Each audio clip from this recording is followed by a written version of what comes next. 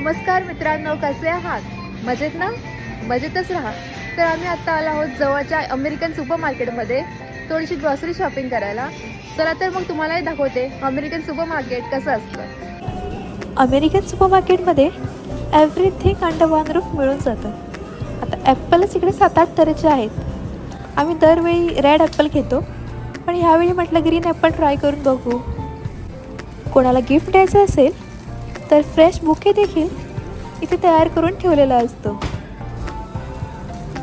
दूध कसं बाटल्याने विकलं जातं आहे. आपल्या भारतात आपण पाकिटं विकत घेतो आणि त्यातलं दूध जवळजवळ 3 दिवस टिकतं. पण ह्यातलं जर दूधचं तुम्ही मला विचारा ते 15 ते 18 दिवस टिकतं. त्यामुळे लगेच हे संपायची गरज नाही आणि आपण विविध कारणांसाठी ते वेगवेगळ्या दिवशी वापरू शकतो. आणि एक सांगायची गोष्ट झाली तर इकडे रेडीमेड लिंबाचा रस मिळतो. घरात लिंबू आणून वेगळा रस काढायची गरज नाही.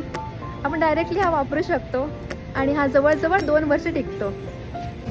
चिकन, मटन, फिश हे सगळं अमेरिकेत फ्रोझन मिळतं. आणि चिकनचे वेगवेगळे पार्ट्स आपल्याला हवे असतील, जसे की थाय, ड्रमस्टिक, विंग्स, तर तेही इझिली मिळून जातं.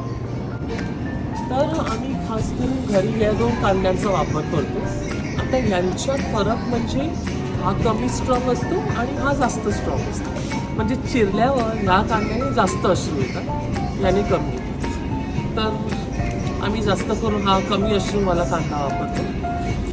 केक, कुकीज, ब्रेड सगळं काही फ्रेश मिळतं.